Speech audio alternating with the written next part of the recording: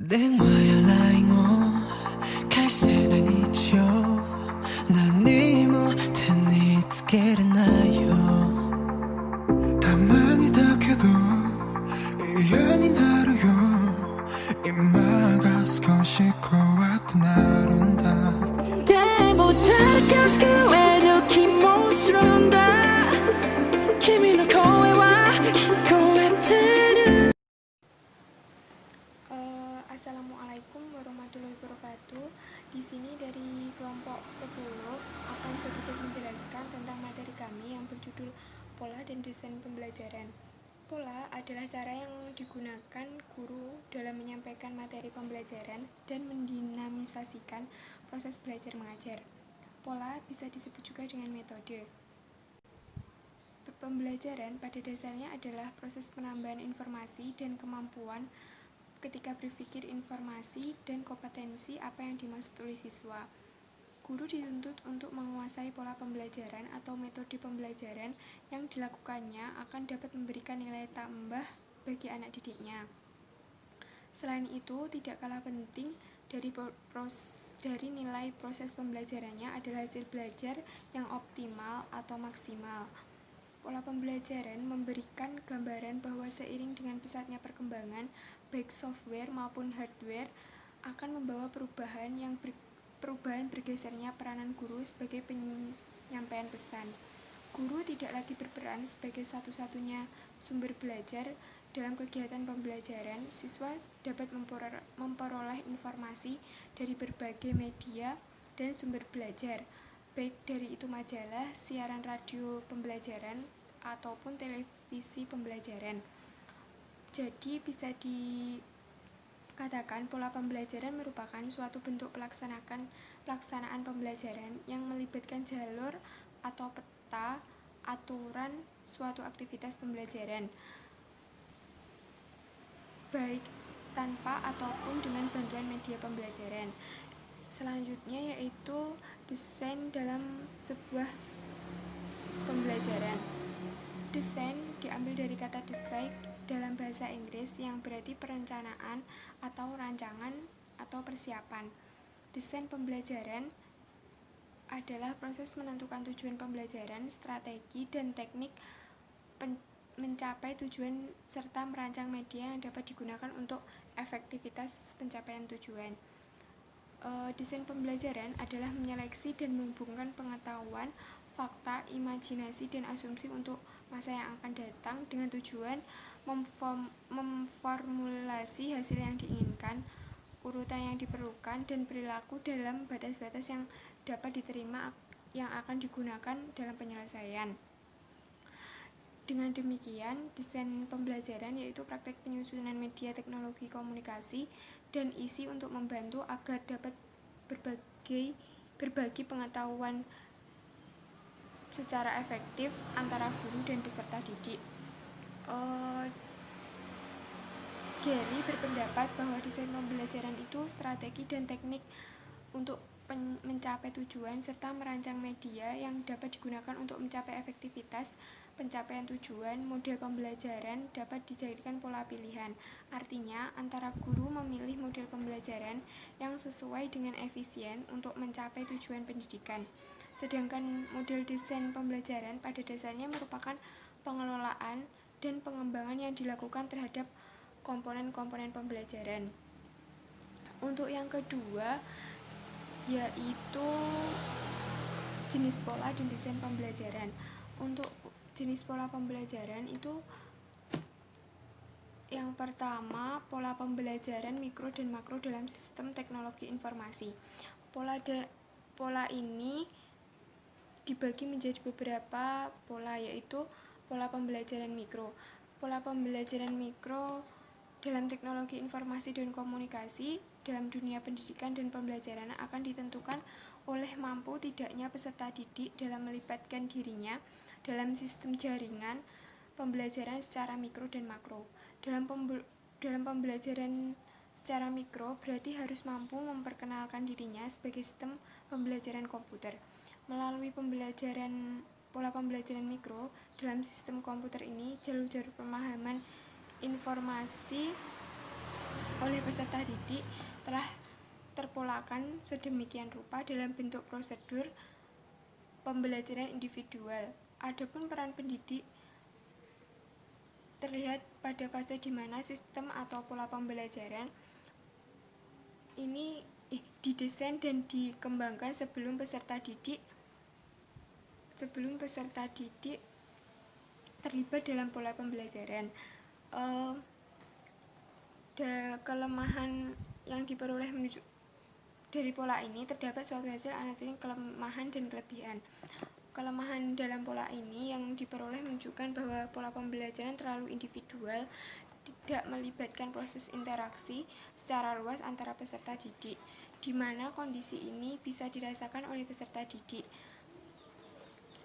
yang sudah terlalu lama belajar satu pola dengan program yang sama. Pada akhirnya, peserta didik akan merasa bosan dan tidak mau aktif lagi dalam mengikuti logika program pembelajaran yang ada. Sedangkan kelebihan dalam pola ini yaitu memungkinkan peserta didik mampu cepat mengontrol dan mengetahui kemampuan berpikir otomatis dan kemampuan mengklasifikasi pesan yang sudah ditemukan dan memahami pembelajaran mikro. Dengan berbasis teknologi komputer dan logika, alat belajar yang terpola tetap mendukung dan menanamkan pengetahuan yang sikapnya otomatis, rutinitas dalam menjalankan pola-pola pembelajaran tersebut. Untuk yang kedua yaitu pola pembelajaran makro. Pola pembelajaran makro pada dasarnya interaksi dalam pembelajaran ini memperlihatkan jumlah peserta didik yang banyak.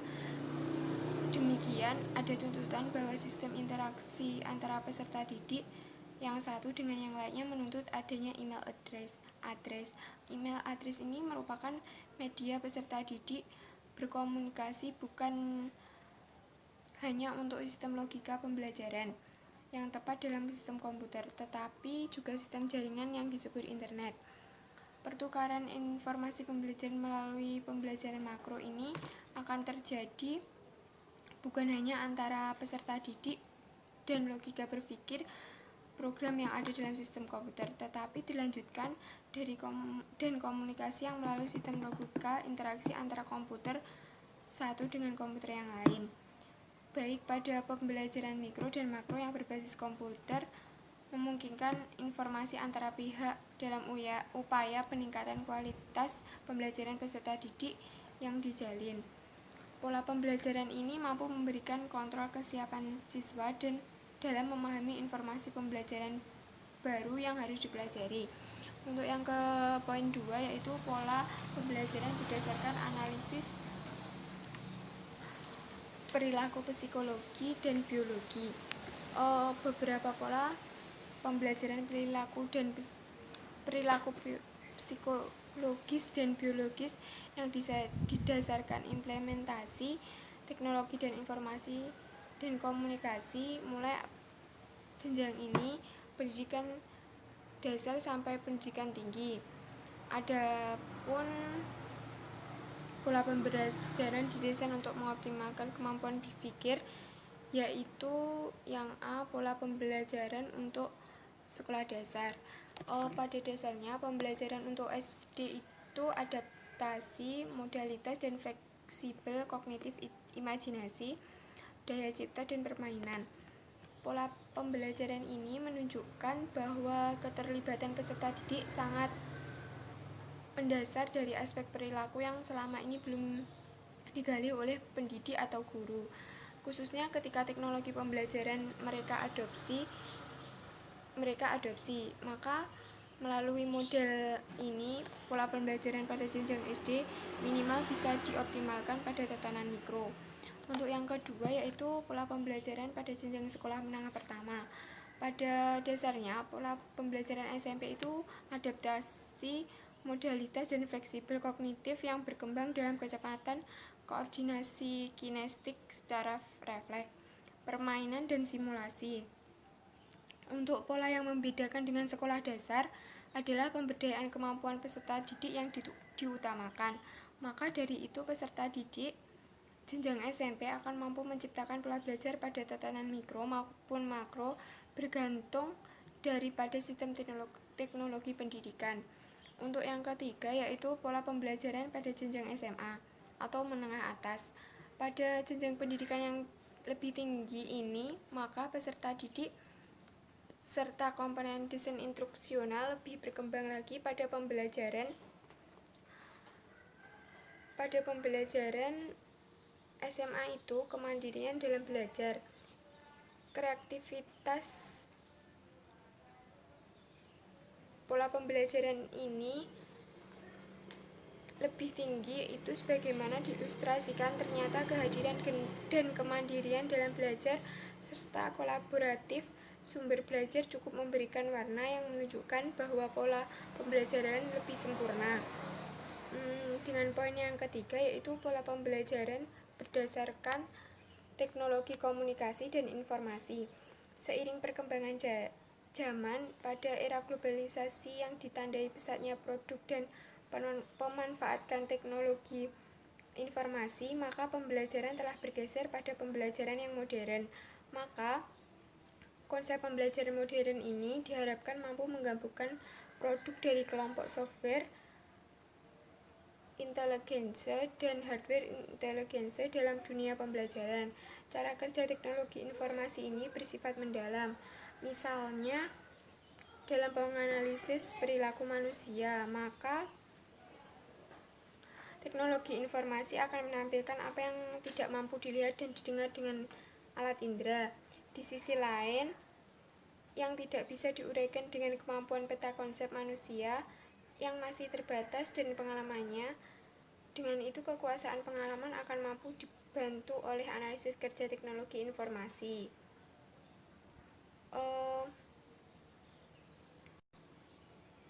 Selanjutnya yaitu dalam pola pembelajaran teknologi dan informasi ini, teknologi dan komunikasi ini ada 4 pembelajaran, yaitu yang pertama pola pembelajaran tradisional 1. Pola pembelajaran tradisional 1 ini pola pembelajaran guru dengan siswa tanpa menggunakan alat bantu atau bahan pembelajaran yang bentuk peraga. Pola pembelajaran ini tergantung pada kemampuan guru dalam mengingat dalam bahan pembelajaran dan menyampaikan bahan tersebut secara lisan kepada siswa. Untuk yang kedua yaitu pola guru dengan alat bantu dengan siswa. Pada pola pembelajaran ini, guru sudah dibantu oleh berbagai bahan pembelajaran dalam menjelaskan dan meragakan suatu pesan untuk yang bersifat abstrak. Perkembangan ini telah mempengaruhi pola perjalanan sehingga timbul kecenderungan dalam sistem pengajaran. Untuk yang ketiga yaitu pola pembelajaran guru dan media. Dengan pola pembelajaran ini sudah mempertimbangkan keterbatasan guru yang tidak mungkin menjadi satu-satunya sumber belajar dan kegiatan pembelajaran. Guru dapat memanfaatkan berbagai media pembelajaran sebagai sumber belajar yang dapat mengganti guru dalam pembelajaran. Jadi, siswa dapat memperoleh informasi dari berbagai media sebagai sumber belajar. Misalnya, majalah, modul siaran radio pembelajaran, media komputer, dan internet. Pola ini merupakan pola pembelajaran bergantian antara guru dan media berinteraksi dengan siswa. Yang keempat yaitu pola-pola pembelajaran bermedia. Pola pembelajaran media ini dengan siswa atau pola pembelajaran jarak jauh itu menggunakan media atau bahan pembelajaran yang disiapkan bahan atau materi pembelajaran yang kemudian bahan tersebut diaplikasikan pada media sebagai sumber belajar siswa yang utama. Pengajaran ini muncul sebagai jawaban akan semakin meningkatnya kebutuhan skala kegiatan belajar mengajar baik dari segi jumlah maupun mutu. Adapun beberapa desain atau model yang digunakan dalam strategi pembelajaran. Yang pertama yaitu model Gerald E-Camp. Model desain ini merupakan model yang membentuk siklus. Menurut keempat SKM, Selanjutnya yaitu ada beberapa desain pembelajaran yang bisa digunakan dalam strategi pembelajaran. Untuk yang pertama yaitu model Gerald E. Camp. Model desain ini merupakan model yang membentuk siklus. Pengembangan desain sistem pembelajaran terdiri atas komponen yang dikembangkan sesuai dengan kebutuhan. Model ini tidak ditentukan dari komponen mana yang seharusnya guru memulai proses pengembangan. Adapun beberapa faktor yang mendasari penggunaan model desain sistem pembelajaran ini. Yang pertama yaitu kesiapan siswa dalam mencapai kompetensi dan tujuan pembelajaran. Untuk yang kedua yaitu media yang tepat, dan yang ketiga yaitu dukungan terhadap keberhasilan belajar siswa. Untuk yang kedua yaitu model Dick and Carey. Model ini sudah lama digunakan untuk menciptakan program pembelajaran yang efektif, efisien, dan menarik. Menurut model ini, sebelum desainer merumuskan tujuan khusus dan perlu menganalisis pembelajaran serta menentukan kemampuan siswa terlebih dahulu. Untuk yang ketiga yaitu model PPS atau prosedur pembangunan siswa intelektual. Model ini berfungsi untuk mengefektifkan perencanaan pelaksanaan program pengajaran sistematis dan sebagai program pengajaran guru. Untuk yang keempat yaitu model Banati. Model ini memandang bahwa penyusunan sistem instruksional dilakukan melalui tahap-tahap yang jelas dalam program pembelajaran. Untuk model yang kelima yaitu model Azur. Model ini untuk menciptakan aktivitas pembelajaran yang efektif diperlukan adanya sebuah proses perencanaan atau desain yang baik. Model ini lebih fokus pada perencanaan pembelajaran untuk digunakan dalam situasi pembelajaran di dalam kelas secara aktual.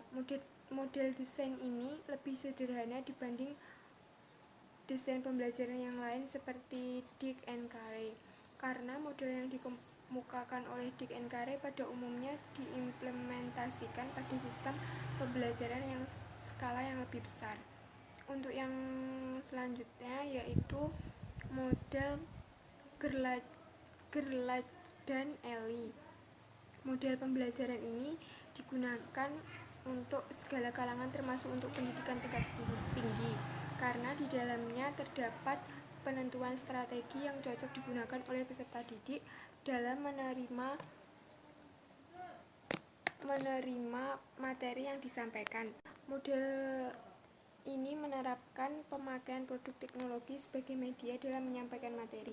Model ini salah satu upaya untuk menggambarkan secara grafis atau model perencanaan pembelajaran yang sistematis. Selanjutnya yaitu model Smith and Ragan. Model desain pembelajaran ini digunakan di kalangan mahasiswa dan profesional yang memiliki kecenderungan implementasi teori belajar yang kognitif. Model desain ini sistem pembelajaran yang diciptakan merupakan model pembelajaran yang berpusat pada siswa. Yang selanjutnya yaitu model AD. Model desain sistem pembelajaran yang ini memperlihatkan tahapan-tahapan besar desain sistem pembelajaran yang sederhana dan mudah dipelajari. Untuk selanjutnya yaitu model Front End System desain oleh A.W. Bates. Model pembelajaran ini sangat erat kaitannya dengan pengembangan bahan ajar yang dapat digunakan untuk penyelenggaraan sistem pendidikan jarak jauh. Model sistem pembelajaran ini dikemukakan menggambarkan langkah-langkah yang diperlukan untuk merancang, memilih, mengembangkan media dan bahan ajar serta menyampaikan isi dan materi pembelajaran. Untuk selanjutnya yaitu akan dijelaskan oleh Mas Farid. Assalamualaikum warahmatullahi wabarakatuh. Baik, di sini saya akan melanjutkan yang materi yang sudah disampaikan oleh Mbak Anissa Nurfadilah yang ada di PPT ini. Mbak Anissa Nurfadilah PowerPoint yang pertama dan yang kedua, dan saya yang ketiga dan keempat. Perbedaan pola dan desain pembelajaran dari beberapa ahli. Dari keterangan beberapa dapat kita bahwa pola maupun desain pembelajaran memiliki makna maksud yang berbeda tergantung situasi dan kondisi lingkungan yang dilaksanakan proses pembelajaran tersebut. Bahkan ada yang menyebut bahwa pola desain pendidikan adalah suatu program yang terstruktur guna untuk memudahkan peserta didik untuk memahami materi yang disampaikan oleh para guru, yang guru itu diharuskan memiliki sikap yang profesional. Dan supaya bisa tujuan dari guru untuk mencerdaskan kehidupan bangsa itu bisa terrealisasi dan juga pelaksanaan itu merata dari di kawasan perkotaan hingga di pelosok desa. Untuk yang selanjutnya yaitu pola dan desain pembelajaran di Indonesia. Menurut analisa saya, pola dan desain pembelajaran yang ada di Indonesia saat ini sebenarnya sudah berlaku sejak dari dulu. Dan jika dilihat dari sudut pandang masyarakat yang ekonominya menengah ke atas, pola dan desain pembelajaran dengan yang ada di desa sangatlah berbeda. Karena apa? Masyarakat di perkotaan itu cenderung ekonominya menengah ke atas, meskipun tidak semua. Saya bilang mayoritas masyarakat yang ada di perkotaan itu perekonomiannya menengah ke atas. Dengan seperti itu, pembelajaran yang ada di kota pasti berbeda. Bedanya apa? Kalau masyarakat yang ada di perkotaan, masyarakat yang ekonominya menengah ke atas, pasti media pembelajaran yang berbasis teknologi sudah dikenal dan sudah banyak dan umum digunakan. Akan tetapi berbeda di desa. Di desa akses bermedia itu sangat sulit dilaksanakan karena gimana ya? Dari masyarakat sendiri ya mayoritas lah ekonominya itu masih menengah ke bawah. Jadi untuk mengikuti tren, untuk mengikuti kemajuan teknologi, untuk mengejar media pembelajaran yang ada di kota atau masyarakat menengah ke atas, itu masih sulit untuk dicapai. Banyak kasus yang di era pandemi ini menjadi banyak permasalahan gara-gara sekolahnya belum masuk, terus guru juga bingung mau mengasih tugas ke muridnya yang ada di rumah, akan tetapi murid itu tidak punya sarana untuk bermedia, untuk mengikuti kegiatan pembelajaran melalui media. Nah, seperti itu.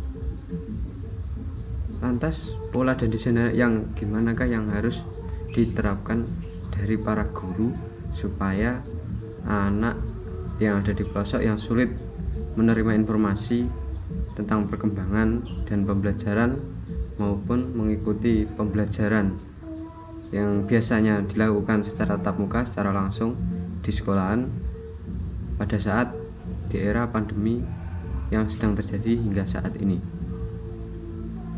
Menurut beberapa ahli, pola dan desain memiliki pengertian sendiri-sendiri seperti ini.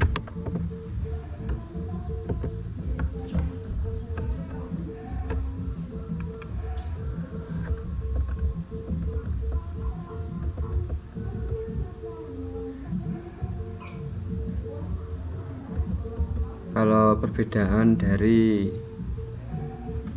pola dan desain, yaitu yang perbedaan yang pertama itu menganalisis kondisi lingkungan sekitarnya sehingga mengetahui apa yang akan diterapkan kepada seseorang. Artinya begini, menganalisis, mengamati keadaan di lingkungan sekitarnya, apakah mampu ataukah sudah baik untuk dilaksanakan pembelajaran itu kepada anak atau seseorang peserta didik. Dan perbedaan yang kedua, melakukan pendekatan kepada peserta didik untuk mengetahui karakteristik peserta didik. Adanya perlu dilakukan pendekatan kepada peserta didik supaya guru itu tahu karakteristik anak itu gimana, Terus cara mengajar anak itu gimana? Apabila disamakan dengan yang lain, pasti sulit apabila ada anak yang memiliki kepribadian berbeda dengan anak yang lain. Perbedaan yang ketiga yaitu mengamati dan memahami lingkungan di sekitarnya agar tahu bagaimana dan apa yang harusnya diterapkan model dan desainnya. Jika model kita mengikuti masyarakat yang mayoritas lingkungan masyarakat itu orang tuanya sudah berpendidikan tinggi, oke, kita mudah untuk menerapkan pola dan desain yang kita inginkan. Akan tetapi kenyataan berbalik jika kita menerapkan pola dan desain pembelajaran yang kita buat dengan yang ada masyarakat yang ada di daerah pelosok. Kenapa demikian? Masyarakat yang ada di pelosok cenderung lebih percaya kepada guru dan tidak akan menekan anaknya untuk belajar di rumah. Pada saat pandemi ini, orang tua itu tidak akan menekan anak belajar di rumah, akan tetapi orang tua akan menekan jika ada perintah dari guru. Bahwa sebenarnya guru juga bingung mau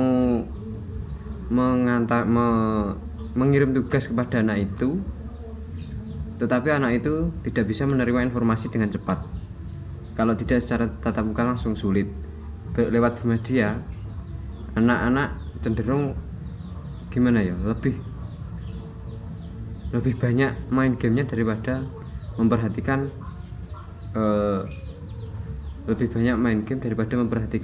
pembelajaran di sekolahan. Terus selanjutnya yaitu pola dan desain yang keempat, perbedaannya mendalami akan pekerjaan yang akan diterapkan dan yang diinginkan dari peserta didik. Poin yang keenam yaitu menetapkan tujuan agar supaya mengetahui seberapa berhasilkah pembelajaran yang terjadi. Dan yang terakhir pasti itu evaluasi.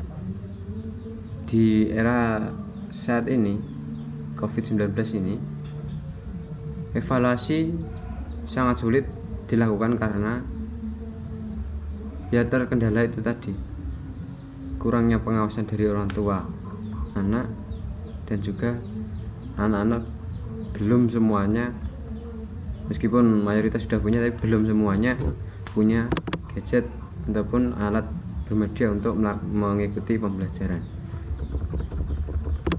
Jadi menurut dari beberapa ahli, Dahlan mengatakan bahwa tiap-tiap pembelajaran haruslah bersifat realistis dan terbukti nyata adanya dalam kehidupan ini. Artinya begini, pembelajaran yang kita laksanakan, pembelajaran yang kita sampaikan itu harus bersifat real, bersifat nyata, ada yang dilakukan di kehidupan ini. Kalau tidak ada, ya Dahlan berpendapat mungkin itu kurang tepat ditetapkan di pembelajaran. Terus selanjutnya yaitu dari Amin Suyatno, pola dan desain pembelajaran yaitu sebuah tindakan ataupun langkah tertentu yang terstruktur yang diterapkan oleh guru dan guna bertujuan untuk mencapai tujuan yang ditetapkan sebelumnya. Pola itu sebagai tindakan dan desain adalah langkah-langkah tertentu itu maksudnya tertuju, yang terstruktur itu berurutan dan juga terorganisasi